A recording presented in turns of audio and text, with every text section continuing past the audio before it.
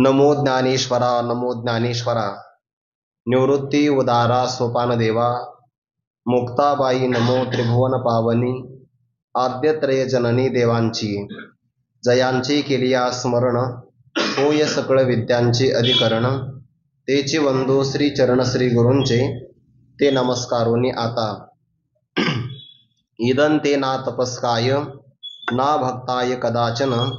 न चाशुश्रूषवे वाच्यं न च मां योग्य सूयति. ना तरी तपभक्ती होऊनी श्रवणी आरती. आती ऐसी ही आयती देखसी जरी. तरी गीता शास्त्र निर्मिता जो मी सकळ लोकशास्ता. तया माते सामान्यता बोलेल जो.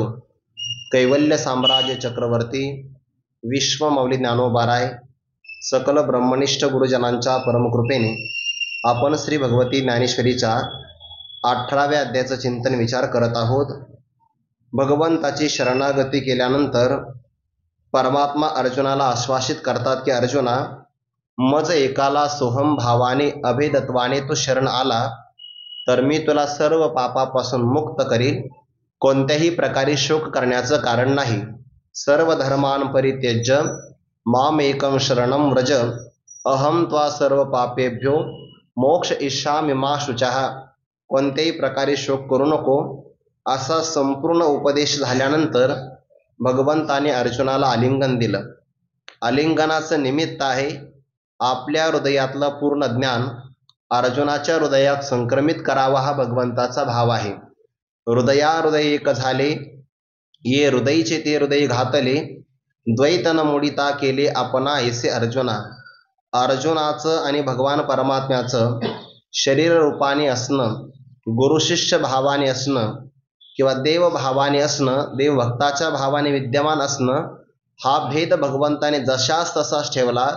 पण स्वरूपाने मात्र भगवंताने अर्जुनाला आपल्या स्वरूपाशी एकरूप करून घेतलं. म्हणून तर ज्ञानोबाराय म्हणतात द्वैतन मोडिता केले आपण ऐसे अर्जुना.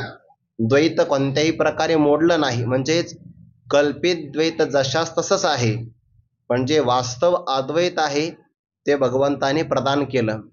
नंतर ही गीता वेदाला मूळभूत आहे किंवा मूळ सूत्र आहे. या सूत्राचंही ज्ञानोबाराने विस्ताराने चिंतन सांगितलं आहे. किंबहुना वेद संपन्नच आहे, पण वेदाला संपन्नता सगळ्यांकरता प्रगट करता आली नाही. तोच वेद गीतेच्या रूपाने प्रगट झाला आणि सगळ्यांना सेव्य झाला. वेदाची सुसेव्यता तीच भगवद्गीता भक्तराज अर्जुनासाठी भगवंताने प्रगट केली, पण सगळ्या जगाला लाभ झाला. भगवान अर्जुनाला असं म्हणतात, अर्जुना शास्त्र मी तुला सांगितलं, पण हे शास्त्र तुला मान्य झालं की नाही. भगवंताला उत्तर देताना भक्तराज अर्जुन असं म्हणतात, प्रभू हे शास्त्र मला कळालं, मान्य झालं, पण त्याला माझ्या बुद्धीचं सामर्थ्य नाही. ते तर एरू म्हणे देवा आपुलिया कृपा. आपल्याच कृपेने मला हे शास्त्र प्राप्त झालं. प्राप्त होण्याकरता सुद्धा पुण्य असावं लागतं, पण प्राप्त झालेलं टिकावं, त्याचं आपल्याला सेवन करता यावं किंवा त्याचं अंततोगत्वा चांगलं फळ मिळावं, हा क्षेम जो आहे तो मात्र फार कठीण आहे. शास्त्र जर मिळालं, ज्या परंपरेनं आपल्याला प्राप्त झालं त्याच परंपरेने ती पुढे संक्रमितही झालं पाहिजे. आणि असं मागून आलेलं ज्ञान पुढच्या पिढीमध्ये संक्रमित करण्याचा जो भाव आहे त्याला संप्रदाय पद्धती असं म्हणतात. आपल्याला आपली संप्रदाय पद्धती सांगता आली पाहिजे. संप्रदायाचे एक लक्षण आहे बघा, अनादित्वात. तो अनादी असावा, म्हणजे याचा अर्थ काय, त्याची परंपरा कोणापासून तरी निर्माण झाली असं मात्र सांगता यायला नाही पाहिजे. तुम्ही अशी शंका घ्याल की मग अभंगात तर आहे आदिगुरु शंकरा किंवा आदिनाथ गुरु सकळ सिद्धांचा, मग तुम्ही तर परंपरा सांगतच आहात की नाही.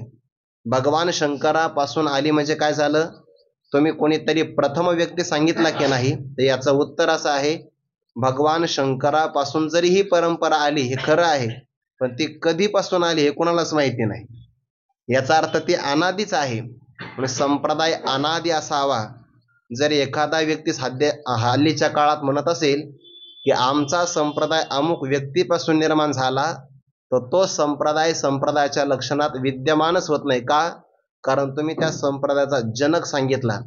जगातले तुम्ही कोणतेही धर्म बघा, त्या धर्माची उत्पत्ती, त्या धर्माचा प्रारंभ फार झालं तर 1000, 1500, जास्तीत जास्त 2000 वर्ष सांगता येतो. पण आपल्या वारकरी संप्रदायाचा किंवा सनातन वैदिक संप्रदायाचा प्रारंभ कधीपासून झाला कोणी सांगू शकत नाही. भगवद्गीता सांगून जवळपास 5 ते 5,500 वर्षाचा मागचा कालावधी सांगतात. असं द्वापार युगाच्या अंतिम हा भाग झालेला आहे. आणि कलियुगाचं फार झालं तर आताशी त्याचं संपूर्ण आयुष्य आहे 4,32,000 वर्ष. कलियुगाला प्रारंभ होऊन आताशी कुठंतरी 5,500 वर्ष झालेले आहेत. याचा अर्थ काय झाला? भगवद्गीता तर काही कलियुगात सांगितलेली नाहीच आहे, ते सांगितले आहे द्वापार युगामध्ये. म्हणजे कलियुगाच्याही अगोदर हे ज्ञान जे प्रवाहित झालं यालाच संप्रदाय पद्धती असं म्हणतात. म्हणून संप्रदाय हा अनादी असावा आणि आपल्याला जे मिळालं ते सुद्धा समोरच्या व्यक्तीला योग्य अधिकाऱ्याला सांगितलं तर ज्ञानोबा म्हणतात त्या शास्त्राला किंवा त्या विद्येला फळ प्राप्त होतं. पण संप्रदायपूर्वक जर त्याची उपासना केली तर. हल्लीच्या काळात बरेच लोक म्हणतात बघा, आम्हाला यांचा अनुग्रह प्राप्त आहे, आम्हाला यांची दीक्षा प्राप्त आहे. तुमचे गुरु कुठं शिकले? ते आमचे गुरु स्वयंगुरु आहे, ते काही कुठं शिकायला गेले नाही, काही नाही, त्यांना असंच ज्ञान प्राप्त झालं. बहुतेक ज्यांना असंच झालं तुमचंही बहुतेक असंच व्हायच्या मागे आहे. अनादी पद्धती नाही की नाही. म्हणून संप्रदाय तत्वनिष्ठ असावा, तो अनादी असावा, ही अनादित्वाचं किंवा वेदानुबोधित असावा, त्या संप्रदायाला काही फळ असावं आणि त्यामध्ये महापुरुषांनी त्याचं अनुसरण केलेलं असावं. वारकरी संप्रदायाला सगळं लागू होतं बघा.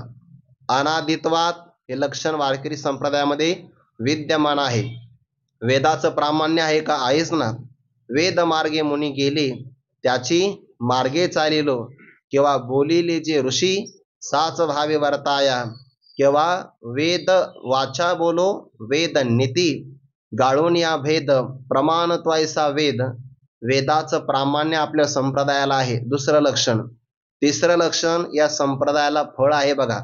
तेने मुक्तिचारी साधी येल्या, हे फळ आहे आणि या संप्रदायाचं महापुरुषांनी अनुसरण केलेलं आहे. माझी जीवीची आवडी पंढरपुरा नेईन गुडी, ज्ञानोबा म्हणतात. आणि पंढरीची वारी आहे माझे घरी, अनेक न करी तीर्थव्रत, हे ज्ञानोबा म्हणतात.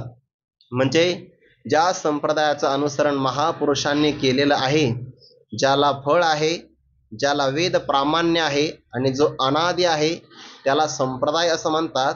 आणि संप्रदायाचं लक्षण आपल्या वारकरी संप्रदायामध्ये विद्यमान आहे. म्हणून भगवान असं म्हणतात, अर्जुना, जर या विद्येला तुला फळ प्राप्त करायचं असेल तर संप्रदायपूर्वक त्याची उपासना केली पाहिजे. मनोनिशास्त्री जो ये उचित संप्रदाय आहे तो आता ऐक बहुवे आदरेसी. म्हणून या शास्त्रामध्ये जो उचित संप्रदाय आहे त्याची पद्धती रचना भगवान 67 क्रमांकाच्या श्लोकातून सांगतात. अर्थात ते सांगावं कुणाला, सम्यक प्रदान कुणाला करावं त्याला संप्रदाय असं म्हणतात. भगवान म्हणतात, जो अतपस्वी आहे, म्हणजे तप कोणतंच करत नाही, ना कायिक तप आहे, ना वाचिक तप आहे, ना मानसिक तप आहे. कायिक तपामध्ये स्नान आलं, तीर्थयात्रा आली, देवाचं नैवेद्य तयार करणं आलं, मंदिराचं सुशोभीकरण आलं, हे सगळं कायिक तपामध्ये येतं. वाचिक तपामध्ये सत्य बोलणं आलं, हितकारक बोलणं आलं, प्रिय बोलणं आलं. मानसिक तपामध्ये मन शुद्धी आली. या सगळ्या तपांनी संपन्न जर असेल तर सांगावं, नसेल तर भगवान म्हणतात त्याला कधीच सांगू नये, कारण त्याला ते ग्रहण करता येणार नाही. हे ज्ञानाला ग्रहण करण्यासाठी अंतकरण योग्य प्रकारचं लागतं आणि योग्य प्रकारचं अंतकरण तयार व्हावं याकरता तप करावं लागतं. मी काल परवा आपल्याला कालच उदाहरण सांगितलं असेल की प्राचीन काळात जोग महाराजांच्या संस्थेमध्ये जर प्रवेश घ्यायचा असेल तर विद्यार्थ्याला अजान वृक्षाखाली कमीत कमी 21 आणि जास्तीत जास्त 108 पारायण करायला सांगितली जायची. का? गावाकडून तो कोणत्या भूमिकेतून आलाय कुणाला माहिती, त्याच्याकडून तप घडावं. किंवा 4 वर्षाचा अभ्यासक्रम झाला की आता भविष्यात तो कीर्तन प्रवचन सांगणार आहे, तर त्या अगोदर त्याच्याकडून तप घडावं. आता हल्ली ग्रंथ दिला जात नाही. संस्थेत आला विद्यार्थी लहान मुलांच्या, त्याला वही दिली जाते आणि 6 महिन्यामध्ये कीर्तनकार. कुठं तप आहे? मग ते थोडे दिवस चालतं वातावरण, लोकही त्याची स्तुती करतात आणि त्यालाही बरं वाटतं ते दक्षिणा वगैरे मिळाल्यानंतर. पण मग 6-7 महिने गेले तर लोक म्हणते एकच तयार आहे, कुठेही आहे का? तपच नाही ना वाणीमध्ये. मग तो विद्यार्थी परत काही उपयोगाचा राहत नाही. तप घडावं लागतं. म्हणून तपस्वी, ज्याचं इंद्रिय मनावर ताबा आहे त्याला म्हणतात तपस्वी. ज्याचा नाही त्याला हे सांगू नये. न अभक्ताय कदाचन, जो गुरूंची भक्ती करत नाही किंवा देवाची भक्ती करत नाही त्याला सुद्धा हे कधीच सांगू नये, कारण प्रेमच राहत नाही. न च आशुश्रूषवे वाच्यम, ज्याच्यामध्ये सेवा करण्याची भूमिका नाही त्यालाही सांगू नये, असा एक अर्थ. आणि दुसरा, ज्याला ऐकण्याचीच इच्छा नाही त्याला सुद्धा सांगू नये. मग एखादा तपस्वी आहे, भक्त आहे, ऐकण्याची पण इच्छा आहे, पण गीताशास्त्र ज्याने निर्माण केलं त्या भगवंताला जर एखादा असूया बुद्धीने पाहत असेल, दोषारोपण करत असेल, तर त्याला सुद्धा सांगू नये. कारण बऱ्याचदा असतात गुण आणि एखाद्या व्यक्तीला दिसतात दोष, त्यालाच असूया असं म्हणतात. आणि ती असूया ज्याच्याकडे नाही त्या व्यक्तीला अनसूया असं म्हणतात. दत्तात्रय कुणाच्या पोटी जन्माला आले? अत्री आणि अनसूया यांच्या उदरी. असूया असेल तर त्याला काही मिळत नाही. आपल्या शब्दात सांगायचं ठरलं तर असूया म्हणजे काय? गाठ जे आपल्या मनात असते की नाही त्याला म्हणतात असूया बुद्धी. गुणेशु दोषारोपणम, गुणाच्या ठिकाणी दोषाचं आरोपण करायचं त्याला म्हणतात असूया बुद्धी. आता ज्ञानोबाऱ्यांनी बघा, या श्लोकावर भगवंताने जो अभक्त घेतला त्यामध्ये ज्ञानोबाऱ्यांनी गुरूंचाही अभक्त, देवाचाही अभक्त असा अर्थ घेतला. आणि पुढे शब्द आला नचमाम योभ्य सुयती, जो माझा द्वेष करतो. माम शब्द आला की नाही, माम म्हणजे माझा. ज्ञानोबाने त्याचा पण विस्ताराने अर्थ केला, माझा आणि माझ्या भक्तांचा जो द्वेष करतो त्याला मात्र सांगू नये. म्हणजे भगवंताने जी जी पद सांगितली, ज्ञानोबाने त्या पदामध्ये सुधार करून, त्यामध्ये विस्तार करून भगवंताचं जे काही मनोगत आहे ते स्पष्ट रूपाने पुन्हा प्रतिपादन केलं आहे.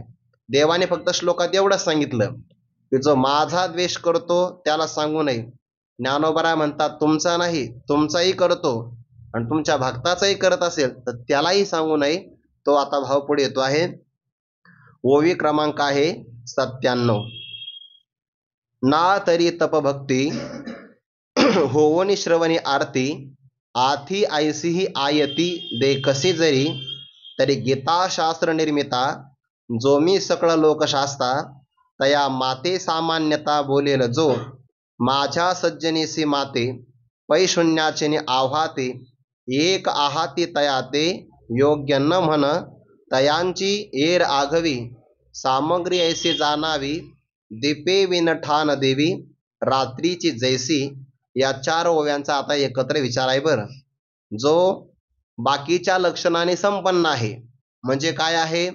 तप चांगला आहे बघा, भक्ती पण चांगल्या प्रकारे करतो आहे, ऐकण्याकरता पण इच्छा चांगली आहे, पण ज्यांचं ऐकायचं आहे त्या वक्त्याची मात्र निंदा करतो. म्हणून भगवान म्हणतात ना, मी तुला का सांगतो, इदंत ते गुह्यतमम प्रवक्षाम्य नसूयवे. अनसूयवे शब्द आलाय बघा. सांगावं कुणाला? अनसूयवेला सांगावं. आणि जो असूया करत असेल त्याला मात्र सांगू नये. सुमन आणि शुद्धमती, जो अनिंदक अनन्य गती, शब्द अनिंदक आला होता बघा, या लागी सुमन आणि शुद्धमती, जो अनिंदक अनन्य गती, पैगा गौप्य ही परी तया प्रती चावळीचे सुखे, त्याला ते आनंदाने सांगावं. मागच्या 3 गुणांनी फार चांगला येतो, फक्त एकच त्याचा दोष आहे. कोणता? की जो सज्जनाची किंवा देवाची निंदा करतो.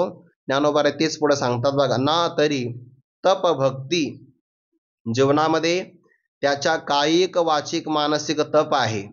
भक्ती शब्दाने गुरूंची सेवा करतो, देवाची पण भक्ती करतो, याने पण तयार आहे. पुन्हा होवनी श्रवणी आरती, आरती म्हणजे उत्कट इच्छा, चांगल्या प्रकारे ऐकावं अशी उत्कंठा सुद्धा मनामध्ये आहे. फक्त एकच आहे, ज्ञानोबा पुढे सांगणार आहे ते आथी. आथी म्हणजे आहे आणि आयती म्हणजे काय? सामग्री. अशा प्रकारची सगळी सामग्री त्याच्याकडे आहे असं अर्जुना जरी देखसी, जरी तो पाहत असेल, पण आणखीन एक गोष्ट पहा बरं. एवढी सामग्री पाहू नको. काय काय आहे? तप आहे, भक्ती आहे, श्रवणाची आरती आहे. आणि तुला या 3 गोष्टी पाहिल्या की लगेच असं वाटेल सांगावं याला प्रवचन. असं मात्र काही करू नको. ही जरी सामग्री पाहिली तर पुढे पहा कसा. तरी गीताशास्त्र निर्मिता, जो मी सगळं लोकशास्ता, तया माते सामान्यता बोलेल जो. मी कसा आहे? बऱ्याचदा मनुष्य शास्ता असतो म्हणजे काय असतो? राजा असतो, पण शास्त्र जाणणारा नसतो. भगवंताचे 2 लक्षण ज्ञानोबा इथं सांगतात बरं. गीताशास्त्र निर्मित आहे म्हणजे विद्वान पण आहे, आणि सकळ लोकशास्त्र आहे म्हणजे सगळ्या लोकांवर शासन करणारा आहे. याचा अर्थ काय? देवाची सत्ता पण आहे आणि विद्वत्ता पण आहे. बऱ्याचदा काही लोकांकडे सत्ता येते, विद्वत्ता अजिबात नसते बघा. काहींकडे विद्वत्ता असते तर सत्ताच नसते. आता बऱ्याचदा आपल्याला काही गोष्टी कळतात ना, पण आपल्याकडे सत्ता नाही, त्यामुळे 10,000 लोकांमध्ये आपण नाही ना परिवर्तन करू शकत. बरं, काहींच्या पाठीमागे कार्यकर्ते भरपूर आहे तर त्यांना ज्ञान नाहीये. म्हणजे विद्वत्ताही असावी आणि शासन करण्याचं सामर्थ्य असावं, आणि भगवान म्हणतात ते माझ्याकडे आहे. तरी गीताशास्त्र निर्मिता, गीताशास्त्र निर्माण देवानेच केलेलं आहे की नाही? सगळ्या शास्त्राचा. म्हणून तर ब्रह्मसूत्रामध्ये एक पद आलंय बघा, शास्त्र योनित्वात. त्याचे 2 अर्थ होतात. एक तर शास्त्र परमात्म्याचं प्रतिपादन करतं, वेद प्रतिपाद्या हा एक अर्थ. आणि दुसरा अर्थ शास्त्राचं तो कारण आहे, म्हणजे शास्त्राला निर्माण करणारा. येणेची पडवणी वेद केला शहाणावो, किंवा हा वेदार्थ सागरू जया निद्रिताचा घोरू, तो स्वये श्री सर्वेश्वरू प्रत्यक्ष अनुवादला. गीताशास्त्र निर्माण करणारा तोही मीच आहे. आणि सकळ लोकशास्ता, सगळ्या लोकावर. लोकस्तु भुवने जने 2 अर्थ होतात. लोक शब्दाचे संपूर्ण जन असा एक अर्थ होतो, किंवा भुवन असा एक अर्थ होतो. मग त्यामध्ये अतल, वितल, सुतल, तलातल, रसातल, महातल आणि पाताळ, भूरलोक, भूरलोक, सुरलोक, मोहरलोक, जनलोक, तपोलोक आणि सत्यलोक, हे 14 लोक. याच म्हणून होतं एक ब्रह्मांड तयार. आणि सत्यलोकामध्ये राहतो एक ब्रह्मदेव. एका ब्रह्मांडाचा अध्यक्ष एक ब्रह्मदेव असतो. आणि असे ब्रह्मांड फक्त एक नाहीये. आपल्याला फक्त भूगोलाच्या पुस्तकामध्ये तेवढंच दिसतंय सूर्यमाला. एवढी सूर्यमाला नाहीये ना. पृथ्वी सूर्याच्या भोवती सगळे ग्रह फिरतात की नाही? हे फक्त एक सूर्यमंडळ झालं. याच्याही वरती असणारे सप्तलोक आहे, खाली असणारे सप्तलोक, हे सगळं आकाशामध्ये आहे. आणि आकाश फार मोठं व्यापक आहे. एक एक ब्रह्मांडाचा अध्यक्ष एक ब्रह्मदेव, आणि असे अनंत ब्रह्मांड देवाच्या उदरात आहे. आणि सगळ्या लोकांचं शासन करणारा परमात्मा आहे बघा. आता अनादी कालापासून पृथ्वीची जी काही गती आहे त्याच गतीनं पृथ्वी फिरते.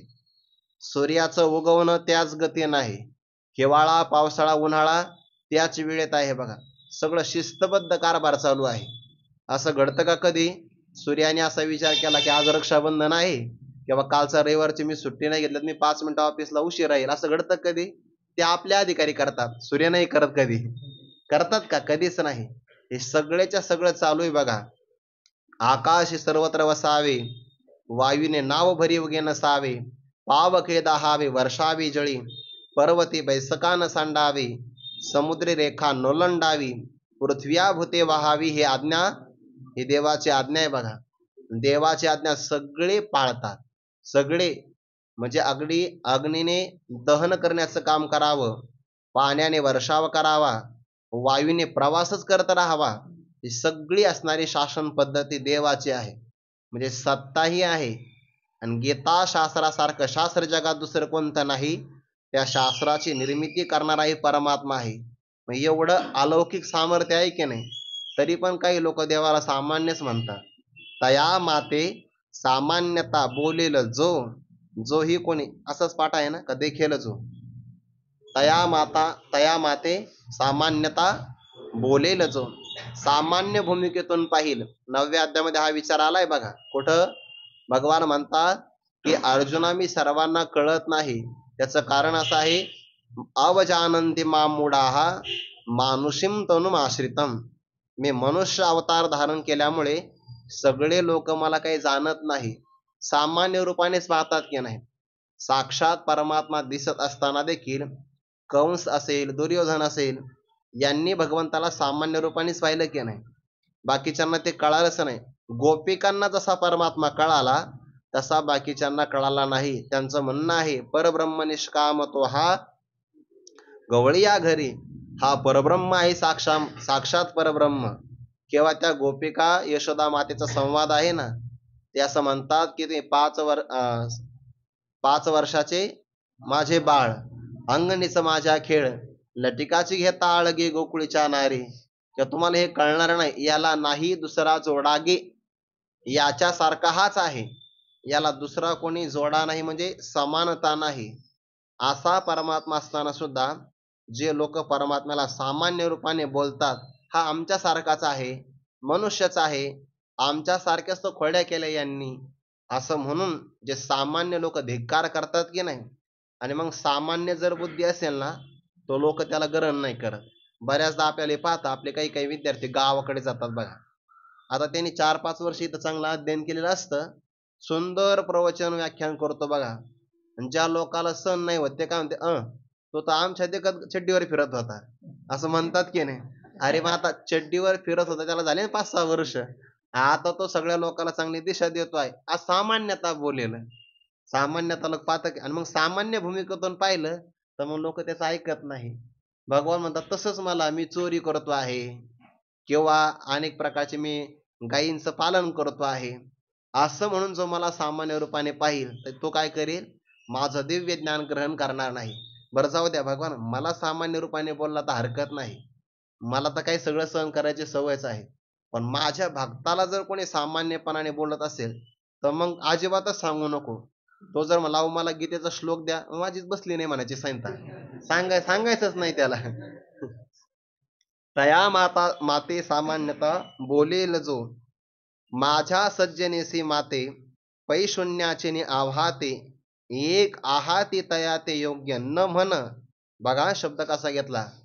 मला सामान्य पाहतो, मामच सूयती नचमाम योग्य सूयती, जो यह माम अव्यसूयती, जो माझा द्वेष करतो.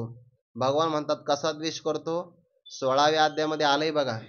ते अभिचार कर्म करणारे जे आसुरी लोक असतात की नाही, तर त्यांचं अभिचार कर्म काही लोकांवर चालतं, पण काही लोकांवर त्यांचं अभिचार कर्म चालत नाही. कोणावर, सती आणि सत्पुरुष, दानशीळ, याज्ञिक, तपस्वी, अलौकिक संन्यासी जे का भक्तहन महात्मे, यांच्यावर त्यांचा प्रभाव चालत नाही. मग तो काय करतो, माझी निजाची धामे निर्वाळली होम धर्मे श्रोता देखी, तया द्वेषाचेनी काळ कुटे, बासटोनी तिखटे, को बोलांची सदटे सुती कांडे. आता यांच्यावर आपला प्रभाव चालत नाही ना, मग काय करायचं, वाईट शब्दांचे बाण घ्यायचे, त्याला द्वेषाचं काळकूट विष लावायचं. म्हणजे द्वेष हाच काय आहे, विष आहे. आणि त्याचा प्रयोग करून त्या सज्जन महापुरुषांची निंदा करायची, त्याला म्हणतात पैशून्य. आणि आव्हाते म्हणजे बोलणारे, आव्हान करणारे. असे बरेच जण आहेत बरं. ते तेव्हाच होते असं नाहीये, आता पण आहे. गुरुवारी श्री मारुती बाबा ते विचार सागरातले एक वाक्य सांगत असतात, सृष्टी ही प्रवाह रूपाने अनादी आहे. मागच्या सृष्टीमध्ये काही विद्वान होते, आताच्या पण सृष्टीमध्ये काही विद्वान आहे. मागच्या सृष्टीमध्ये पण काही मूर्ख होते, आता पण आहे. फक्त फरक एवढा आहे की आता त्यांची संख्या वाढलेली आहे. असं बाबांचं वाक्य बरं हे. असे भरपूर आहेत. माझ्या सज्जनेसी माते, माझ्या सज्जनांच्या सहित मला पैशून्याचे आव्हाते. पैशून्य म्हणजे काय, दुष्टपणा, निंदा करणं, अशा प्रकारच्या शब्दाने आव्हाते बोलणारे. एक आहाती, एक आहाती म्हणजे एकच व्यक्ती असं नाही बरं. एक हा व्याकरणामध्ये आलंय बघा, जातो एकवचनम. एक जाती म्हणजे प्रकारच आहे त्यांचा, पण त्यांच्यासारखे एक वचन वापरलं जातं. असं एक वर्ग आहे, भगवान म्हणतात तया ते योग्य न म्हण. त्या व्यक्तीला गीताशास्त्र ऐकण्याची योग्यता आहे असं अजिबात म्हणू नको. योग्यता नाहीच त्याच्याकडे. तप आहे, भक्ती आहे, ऐकण्याची इच्छा आहे, सगळं चांगलं आहे. फक्त माझी आणि माझ्या भक्तांची दुष्टपणाने बोलणारा, निंदा करणारा जर असेल तर त्याला तो योग्य योग्य न म्हण, तो योग्य अजिबात नाही असा त्याचा अर्थ झाला. मग बाकी सगळी सामुग्री आहे ना व त्याच्याकडे. तप चांगलं करतो आहे, भक्ती चांगली करतो आहे, बरं ऐकायला बसलं तर समजतंय सगळं त्याला चांगलं, पण वक्त्यावर ज्याची वाईट नजर आहे ना त्याला ज्ञान फलीभूत होत नाही बघा. काही काही लोक परीक्षा करायला ऐकायला येतात. परीक्षा करायला म्हणजे ऐकायला जायचं वक्त्याला, पण वक्त्यावर वजन टाकून यायचं. म्हणजे कीर्तन प्रवचन झालं ना तर मग ते कधी कधी लोक आहे ना आपल्याला प्रश्न विचारतात, महाराज या चरणाचा असा पण अर्थ होईल की नाही. नाही म्हणजे मी ऐकलेला आहे, मला आठवत आहे. मग त्याला हे सांगायचं की मी फार बहुश्रुत आहे, म्हणजे खंडन करायचं आहे असं म्हणून तो वक्त्यावर वजन टाकतो. मग त्याचं काय झालं, दुष्ट बुद्धी झाली. ते ऐकण्याकरता सांगण्याकरता तो मात्र योग्य न म्हण, तो योग्य नाही असंच म्हणावं त्याला.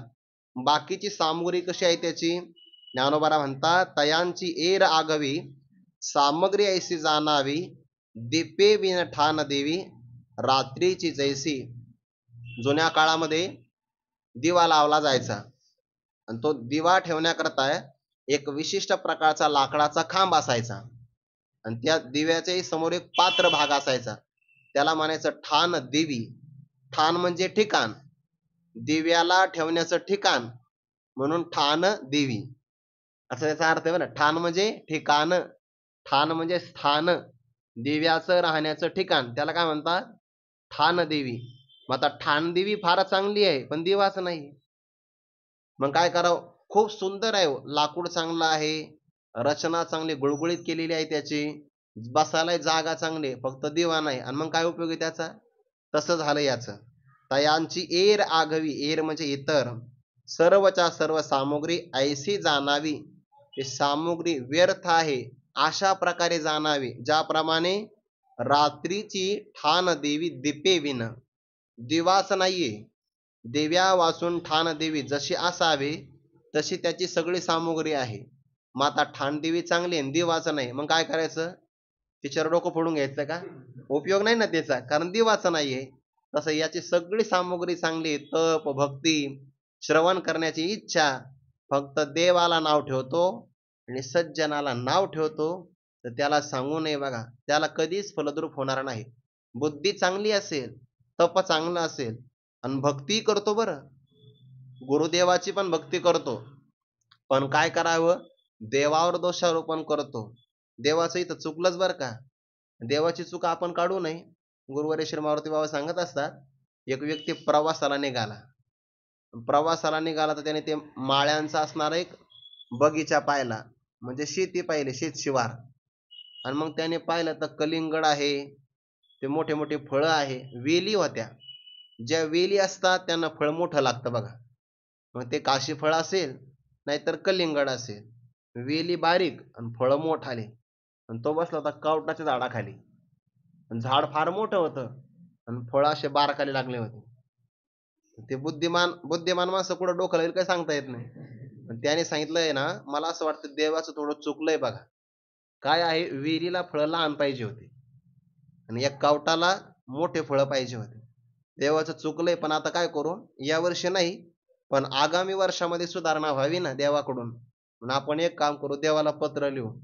काढला कागद, सन विवी, सप्रेम नमस्कार विनंती विशेष, लगेच अर्जदार विनंती विशेष महोदय, वरील विषयाला अनुसरून आपल्याला विनंती करता येते की आपण सृष्टी निर्माण केली पण बहुतेक सांगणारा कोणी तुम्हाला भेटला नाही, तर पुढच्या वर्षापासून सुधारणा करावी अशी माझी विनंती आहे.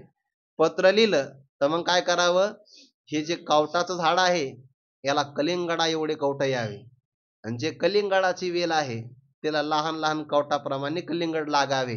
या वर्षी नाही पण पुढच्या वर्षी निसर्गामध्ये बदल करून कोणता तरी जी आर काढून हे सगळं बदल करा, असं काहीतरी सांगितलं असेल आणि दिलं पत्र. पत्र त्याने घडी घातली तो म्हणला आपल्याला देवाच्या मंदिरात दानपेटीत पत्र टाकायचं आहे, थोड्या वेळानं टाकू म्हणे. झोपला बघा न उठला, डोळे चुळीतच उठला आणि तेवढ्यात वाऱ्याची झुळूक आली.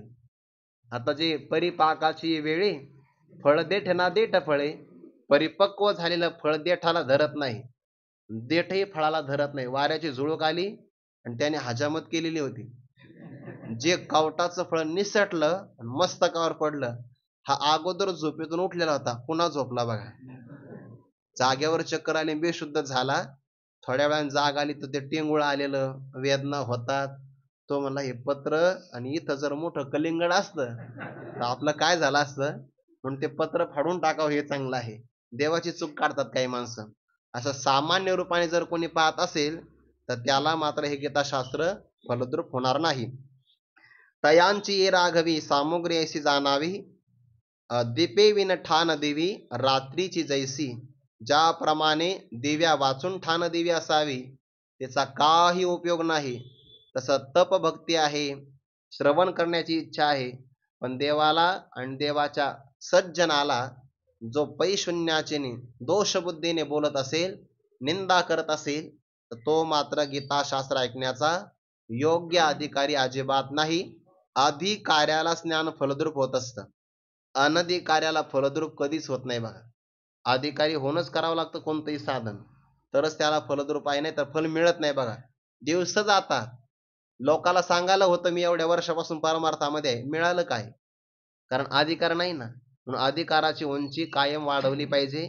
नसेल तर आपण प्रार्थना नामस्मरण हे वाढवलं पाहिजे, असं त्याचा अर्थ होतो. उदाहरण देतात पुढे. अंग गोरे आणि तरुणे वरी लेईले आहे लेणे, परी एक लेणे प्राणे सांडेले जेवी. सोनयाचे सुंदर निर्वाळिले होय घर, परी सर्पांगणाद्वार रुंधले आहे. निपजे दिव्यान चोखट, परी माझी काळ कुट. असो मैत्री कपट गर्भिणी जैसी, तैशी तप भक्ती मेधा. तयांची जाण प्रबुद्धा, जो माझ याची का निंदा माझीची करी. या कारणे धनंजया तो भक्त मेधावी तपिया, तरी नको बापा या शास्त्रा आतळो देव. काय बहु बोलो निंदका, योग्य सृष्ट्या ही सारखा. गीता हे कौतिका लागी ही नेती. या 6 ओव्यांचा आता एकत्र विचार आहे. हा एकत्र प्रबंध आहे. पण पुढच्या ज्या 2 ओव्या आहे की नाही, 7 आणि 8 यांचा संबंध पुढच्या 9व्या ओवीशी आहे. तर ते आपल्याला उद्या पाहायचं आहे, आज इथपर्यंतच होणार आहे. उदाहरण देतात, 3 गोष्टी फार चांगल्या आहेत. कोणतं? तप, भक्ती, ऐकण्याची इच्छा. फक्त एकच गोष्ट चुकीची आहे. कोणती? देवाची निंदा करणारा किंवा देवाच्या भक्तांची निंदा करणारा. आणि बाकी सगळ्या गोष्टी चांगल्या आहेत, तर भगवान म्हणतात तरी पण त्याला सांगू नये. उदाहरण बघा किती योग्य दिलं आहे. एखाद्या व्यक्तीचं शरीर असावं बघा, अंग गोरे, गोर अंग आहे. आता आपल्याकडे गोर अंग असलं की सौंदर्य मानतात. काही देशामध्ये जितका काळा मनुष्य असेल तितका सुंदर मानला जातो. त्या देशात आपण काही गेलोच नाही, त्यामुळे आपल्याला काही माहिती नाही, पण असं ऐकलेलं आहे बघा, जितका काळा कुट्ट तितका तो सुंदर. आणि खरा असा आहे, आहार बदलला, शरीरातले काही त्याला संप्रेरक म्हणतात ते बदलले तर सौंदर्य प्राप्त होतं. समजा तेलाचं प्रमाण असेल किंवा काही आहाराचं हळदी वगैरे असेल त्याने त्वचा चांगली होते. हे वरून किती लावलं तर काही होत नाही. हे म्हणतात ना 7 दिवसामध्ये गोरेपणा, 15 दिवसात गोरेपणा. म्हशीवर प्रयोग करा ना, मग काहीच होत नाही बघा. त्वचा जशी आहे तशीच राहते, फक्त हे खपवण्याकरता उदाहरण दिलं जातं. नाही, काही नाही. अंग गोर, ज्ञानोबा काय काळे गोरे पण धुतले फिटवणे, हे स्वभाव तर असतं की नाही. काळापणाही जात नसतो आणि गोरेपणा सुद्धा येत जात नसतो, तो निसर्गता असतो. एकाच अंग गोरे बघा, गोरे आणि तरुणे, पुन्हा तारुण्य आहे. गोरई आहे पुन्हा तरुण आहे, तुकतुकीत दिसतोय चांगल्या प्रकारे. बर, पुढे वरी शिवाय लेईले आहे लेणे. लेणे म्हणजे अलंकार. सगळे अलंकार, ज्या ज्या अवयवामध्ये जो अलंकार पाहिजे ते सगळे अलंकार त्याने परिधान केले आहे, सगळे.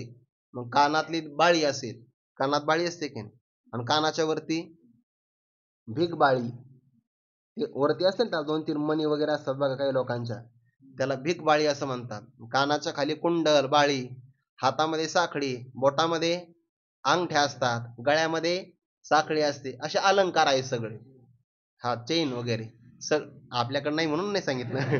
अंग गोरे आणि तरुणे वरी लिहिले आहे लेणे, सगळेच्या सगळे अलंकार त्याने परिधान केले आहे. पण तरी काही माणसं रडते त्याच्याकडे बघून. अंग गोर आहे का नाही, कशाला रडावं? गोऱ्या अंग करता लोक प्रयत्न करतात. बरं गोरा आहे, तरुण आहे बघा, सगळे अलंकार प्राप्त झाले, तरी काही माणसं रडतात. आणि काही जण अंगणाच्या समोर 4 बांबू वगैरे आणून तयारी करतात. पण का हो? अंग गोर आहे, तरुण आहे, नंतर अलंकार परिधान केले, फक्त एकच गोष्ट नाही, काय? एक लेणी प्राणे सांडिले जेवी. फक्त एकट्या प्राणाने त्या शरीराचा परित्याग केलेला आहे. ज्ञानोबा म्हणतात ना, तैसे सकळ ते वैभव अथवा कुळ जाती गौरव, जैसे शरीर आहे सावेव परिजीवचे नाही. फक्त त्याच्यामध्ये प्राण नाही, जीव नाही, मग काय करावं? काही नाही, उचलावं, बाकी काही नाही बघा. गोर आहे, तरुण आहे, अलंकार परिधान केले, ज्याप्रमाणे एकटा प्राण नसेल तर त्याला महत्व नाही, तसं तप आहे, भक्ती आहे, श्रवण करण्याची इच्छा आहे, फक्त देवाची आणि सज्जनाची निंदा करतो, उचलावा म्हणजे सांगू नये त्याला, असा त्याचा अर्थ झाला. एक लेणी प्राणे सांडिले जेवी. दुसरं उदाहरण देतात, सोन याची सुंदर निर्वाळिले होय घर, परी सर्पांगणाद्वार रुंधले आहे. रुंधले म्हणजे कोंडलं, किंवा रुंधले म्हणजे अडवलेलं आहे. सोन याचे सुंदर निर्वाळिले होय घर, एक घर आहे. कसं? सोन्याचं, पूर्ण सोन्याचं घर आहे बरं. म्हणजे पाया भरणी केल्यापासून जे दगड टाकले ना, ते दगड सोन्याचे, नंतर त्याला काहीतरी टाकतात ना ते सिमेंटचं काहीतरी, आपल्याला जास्त माहिती नाही, ते सगळं सोन्याचंच. विटा सोन्याच्याच, विटाला जोडण्याकरता तयार केलेला रस किंवा पाणी सोन्याचंच, दरवाजा सोन्याचा, कडी, त्या कडीला लागणारा कोंडा तेवढा जरी मिळाला तर आपलं वर्षभर भागून जाईल बघा. सगळं सोन्याचं आहे, कोंड्यासहित सगळं सोन्याचं आहे. सोनं याचे सुंदर पुन्हा आकर्षक आहे. कोणती दिशा, कोणत्या दिशेला काय असावं, असं वास्तुशास्त्रानुसार घर तयार केलं. पूर्ण कसं आहे? सोन्याचंच. सोन्या नावाची व्यक्तीचं नाही, सोनं नावाचं धातू त्याचं आहे. सोनं याचे सुंदर निर्वाळिले होय घर, फक्त एकच आहे, सर्पांगना, सर्पाची अंगना, अंगना म्हणजे स्त्री, म्हणजे नागिनी, आणि त्या नागिनीने दरवाजा कोंडलेला आहे म्हणे. मग किती चांगलं घर आहे, जाईल का कोणी? नागापेक्षा नागिन खतरनाक असते म्हणतात. हो, खतरनाक असते ती. तिने जर एखाद्याचा पिच्छा धरला, सोडत नाही बघा. काही नाही बघा, अंगणातच बसते मस्त पैकी, सुस्वागतम असं तयार करण्याकरता. कोण जाईन आतमध्ये? तो आत जाताना दिसेल, पण सरळ वरती जाईल. सर्पांगणाद्वार रुंधले आहे, आणि तिला कोणी दूरही करू शकत नाही. मग जाता येईल का घरामध्ये? तसं याचं सगळं चांगलं आहे, फक्त परमात्म्यासमोर दोषारोपण करतो, त्याला सांगू नये बघा. कारण काय, वक्त्याच्या विषयी जर दोष असेल ना मनामध्ये पाहण्याचा, तर त्याला ज्ञान सफल नाही होत. तो आपल्या, त्याला पूर्वग्रह दूषित भावना म्हणतात, आणि त्या भावनेनं तो जेव्हा पाहतो तेव्हा त्याला सगळे अर्थ विपरीतच भासतात, त्यामुळे त्याला फळ नाही मिळत. निपजे दिव्यान चोखट, परी माझी काळकुट, असो मैत्री कपट गर्भिणी जैसी. दिव्यान चोखट निपजे, अन्न चांगलं तयार केलं, चांगलं म्हणजे काय? दिव्य स्वरूपाचं, जे कधीही आपण आजतागायत पाहिलं नाही, सुंदर अन्न तयार केलं, परंतु माझी काळकुट, माझी म्हणजे त्या अन्नाच्या मध्यभागामध्ये काळकुट नावाचं विष तयार केलेलं आहे, ठेवलेलं आहे. खावं का ते अन्न? अजिबात नाही. अन्न चांगलं आहे हो, दिव्यान्न आहे, शुद्ध आहे, पुन्हा फक्त आतमध्ये काळकुट नावाचं जे समुद्र मंथनातून तयार झालं तेवढं विष दिलेलं आहे. कधी कधी कळत नाही बरं. म्हणून तर आपल्याकडे ना, कोणाच्या घरी जेवावं, कोणाच्या घरी जेवू नये, याचे सगळे नियम सांगितलेले आहे. आपण तर इतक्या श्रद्धेनं जेवतो बघा, बाहेर पाहायचं कामच नाही. Pure veg. तुम्हाला माहिती नाही, ते खानावळीमध्ये जे माणसं पदार्थ वाटतात ना, त्यांनीच फक्त आंघोळी केलेल्या असतात. नाही कळालं का? जे पदार्थ घेऊन येतात तेच फक्त शुद्ध टापटीप असतात बघा. तयार करणारे असतात ना, त्यांचा आंघोळीचा संबंधच नसतो, गाठच नसते त्यांची. अहो ते तेल जरी गरम झालं का नाही पाण्याकरता पाणी वापरत नाही. आणि त्याच्यात आपण श्रद्धावान, काय श्रद्धेने खातं बघा माणसं, गोड खातात, गोड एकदम. एक प्रकारचं विशेष आहे की नाही, त्यांचे त्यांचे संस्कार त्या अन्नामध्ये उतरतात. म्हणून कधी कधी ओव्या आठवत नाही कीर्तनामध्ये. त्याच कारणच आहे, जाता जाता कुठेतरी नाश्ता केलेला असतो, आठवल कसं, ओव्या नाही, प्रमाण नाही, दुसरंच काहीतरी आठवतं. इतकं नियम पाळले पाहिजे बा. कुणाच्या घरी जेवा, कुणाच्या, जुने कीर्तनकार बसनी प्रवास करायचे, तहान लागली तर तुळशी वृंदावन पाहिजे, ज्या घरासमोर असेल त्याच घरातलं पाणी प्यायचं. आता आपण तुळशी वृंदावन नाही पाहत, आपण बंगला पाहतो भारी का कसा, मग तिथं आपल्याला शिल्पी काढायला काम येतं ना ते. असं नाही चालत बघा. निपजे दिव्यानं चोखट, परी माझी काळकुट, मध्यंतरी काळकुट आहे. तो व्यक्ती आग्रह करतो, घ्या ना हो, तुमच्या करताच तयार केले, नंतर दक्षिणा सुद्धा घ्या. तो दक्षिणा काय नंतर काम येणार आहे काय, कपडे घ्यायला, बांबू घ्यायला, अशी दक्षिणा आहे. काळकुट असेल तर काय फायदा आहे त्याचा. असो, सगळे उदाहरणं राहू द्या, मैत्री एकाची फार चांगली आहे, पण कपट गर्भिणी जैसी, ज्यामध्ये कपट आहे, जिच्या गर्भात कपट आहे, अशी केलेली मैत्री काय कामाची आहे. अशी मैत्री काही कामाची नाही. इतिहास बघा तुम्ही, इतिहासामध्ये अशी कितीतरी उदाहरणं आली बघा. आपल्या भारताच्या पण इतिहासामध्ये अशी कितीतरी उदाहरणं आहे की ज्यांच्यावर विश्वास ठेवला त्यांनीच घात केला. म्हणून जास्त फारही राजाने कुणावर फार विसंबून सुद्धा राहू नये बरं, आणि रहस्य तो कुणालाच सांगू नये, कुणालाच. कारण ज्याला आपण मैत्री केली, तो मित्र जर प्रतिकूल झाला तर तो आपले सगळे रहस्य शत्रूला सांगू शकतो, सगळे. म्हणून फार जवळ मैत्री जरी केली आपण, तर काही काही अंतकरणातल्या गोष्टी कोणालाच सांगू नये, नाहीतर मग जे आपलं रहस्य असतं त्याला मर्मभेद असं म्हणतात, त्याच्यामुळे आपला नाश ओढवू शकतो. असो मैत्री कपट गर्भिणी जैसे, ते दुर्योधन आणि भीम वनात गेले. दुर्योधनाने एवढं चांगलं केलं, एवढं चांगलं, भीमाला भरपूर जीव घातलं, मैत्रीच होती की नव्हती, पण कपट बुद्धी होती. भीमाला लाडू दिले, त्याला गोड ऐका म्हणजे आवडायचं, आणि ते एकदा बसला जेवायला की उठत नव्हता गडी. जोपर्यंत हा कुंती मातेचा घास आहे तो पण त्याला ढेकरच यायचा नाही, इतका आहार त्याचा तगडा होता, चांगला. भीमकर्मा रुकोदरा, हा रुक नावाचा अग्नी ज्याच्या उदरात होता, म्हणून त्याला भूक फार प्रचंड लागायची. मग त्याला दिलं ते लाडू, त्याच्यात तो विष. बाकी सगळे पांडव गेले पुढे निघून, दुर्योधनाने त्याला विष दिलं, झाला बेशुद्ध, बांधला वेलीनी वनामध्ये, त्याला सरोवरामध्ये फेकून. आता ते फेकून दिल्यामुळे झाला असं, तो त्या सरोवरातून खाली पाताळापर्यंत गेला. पाताळामध्ये सर्प होते, सगळे सर्प चावले, चावल्यामुळे याच्या अंगातलं विष गेलं निघून, कारण विषाला विष मारत असतं बघा. सर्प चावल्यामुळे, तुम्ही प्रयोग नका करू, हा तिथलं महाभारतातलं सांगतोय मी. आपल्याला तर बाहेरचंही सहन होत नाही ना आतलंही सहन होणार नाही विष, पण ते सर्प चावल्यामुळे त्यांनी यातलं विष कमी केलं. जाग आली, जाग आली तर त्यांनी पाहिलं, यमराजाने आपल्या त्या पाताळामध्ये जो कोणी अधिपती असेल, नागाधिपती, त्याने ते पाहिलं आणि त्याला सांगितलं की तो पांडवांचा पुत्र आहे, पंडूराजाची आमची मैत्री होती, म्हणून त्याला अमृताचे कुंड दाखवले. तर त्याने ते अमृताचे 7 कुंड काय एका प्राशन करून टाकले सगळे. मग मैत्री होती की नव्हती दुर्योधनाची, पण कपट गरिबीने उपयोगाची नाही झाली. तसं सगळं चांगलं आहे, फक्त एवढीच गोष्ट नाही तर सांगू नये त्याला. तैसी उदाहरण कशा करता सांगितले, दृष्टांत पुढे सांगता. तैशी तप भक्ती मेधा, तयाच जाण प्रबुद्धा, जो माझ याची का निंदा माझीची करी.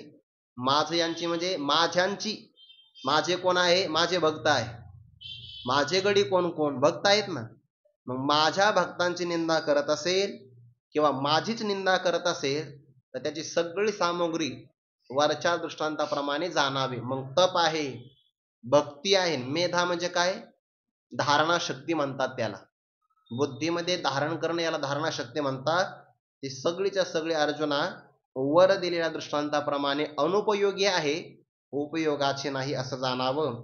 या कारणे अर्जुना, तो भक्त असेल, मेधावी असेल, तपी पण असेल, पण तरी सुद्धा तरी नको बापा या शास्त्रा आतळो देव.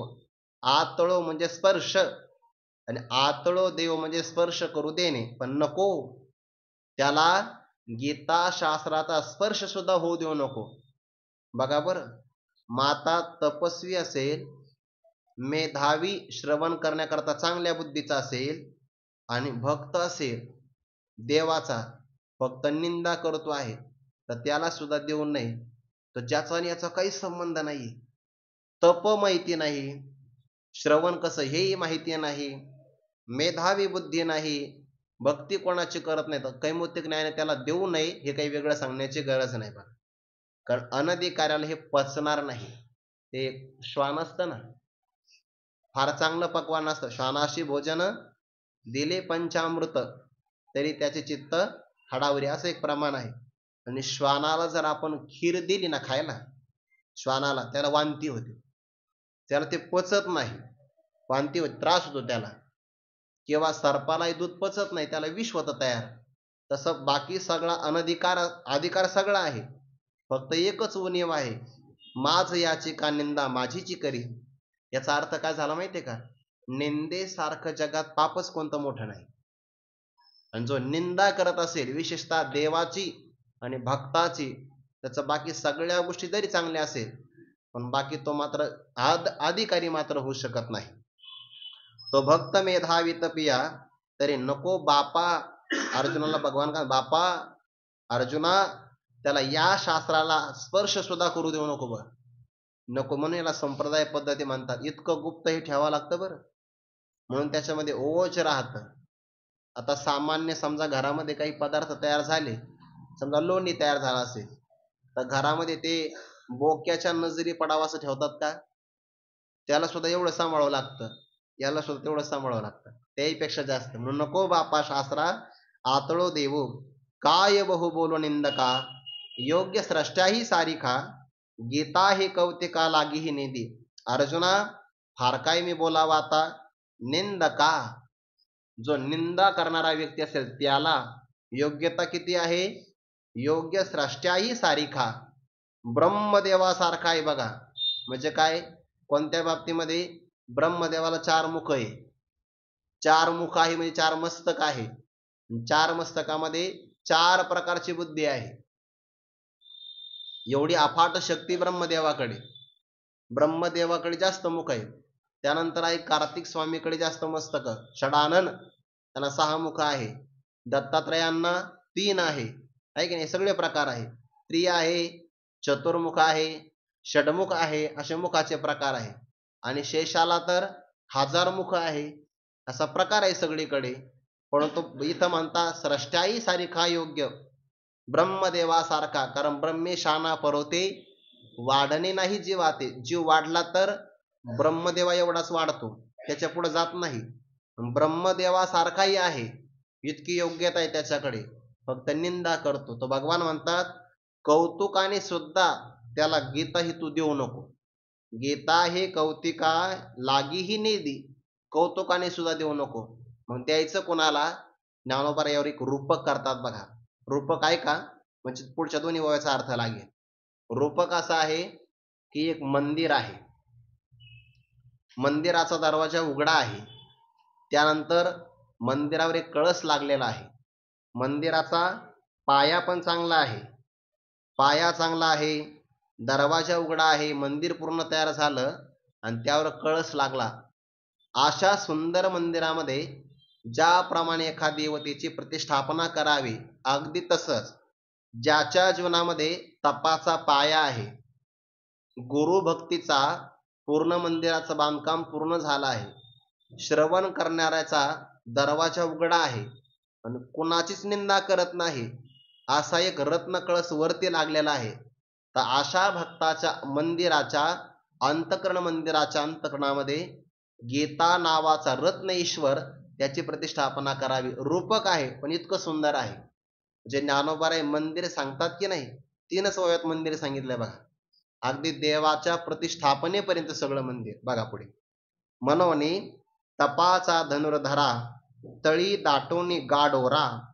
गाडोरा म्हणजे काय, दगडांचा पाया, पण तो कोणता पाया असावा, तपाचा. तपाचा तळी गाडोरा दाटोनी, म्हणजे कायिक वाचिक मानसिक तप हाच एक पाया आहे. आता पाया तयार झाला की मंदिर बांधायचं कोणतं? वरी गुरु भक्तीचा पुरा प्रासाद जो झाला. गुरूंची भक्ती हेच एक प्रकारचं पूर्ण मंदिराचं बांधकाम झालेलं आहे. म्हणजे काय? तपही झालं म्हणजे पाया रचला. गुरु भक्ती केली म्हणजे मंदिराचं बांधकाम पूर्ण झालं. आता मंदिराचा दरवाजा कोणता आहे? आणि श्रवण इच्छेचा पुढा. श्रवण इच्छा, श्रवण करावी इच्छा चांगली आहे आणि तोच पुढे असणारा दारवंटा सदा उघडा. दरवाजा सदैव मोकळा आहे म्हणजे कधी सांगा, ऐकायला तयारच आहे बघा. तो असं नाही म्हणत की आता मला झोप आली, झोप झाली नाही, असं नाही. श्रवण इच्छेचा पुढा दारवंटा सदा उघडा आणि त्या मंदिराच्या वरी कलश चोखडा. कलश चोखडा म्हणजे शुद्ध आहे, पण कशाचा? अनिंदा रत्नांचा. देवाची, देवाच्या भक्ताची निंदा न करणं हे एक प्रकारचं रत्नही वाणीतलं. आणि त्या अनिंदा रत्नाचा कळश मंदिरावर लावलेला आहे. हे कोणाचं मंदिर आहे माहितीये का? हे भक्ताचं शरीर हेच मंदिर आहे. ज्या शरीरामध्ये तपाची पायाभरणी, गुरुभक्तीचं मंदिराचं पूर्ण बांधकाम, श्रवण करण्याचा इच्छेचा दरवाजा कानाचा कायम उघडा आणि वाणीमध्ये कधीच निंदा करत नाही, असं ज्याचं मंदिर असेल तर पुढच्या विषयी संबंध आहे. ऐशा भक्ताला चौकटी गीता रत्नेश्वर हा प्रतिष्ठी. मग पुढे भगवान असं म्हणतात की माझी आसवसाठी तो कशी जगी. याचा विस्तार आपण उद्या करू. कुंडली कवरदारी विठ्ठल श्री ज्ञानदेव तुकाराम अवडी ज्ञानेश्वर महाराज की जय. जगद्गुरु तुकाराम महाराज की जय. सद्गुरु जोग महाराज की जय. ज्ञानदेव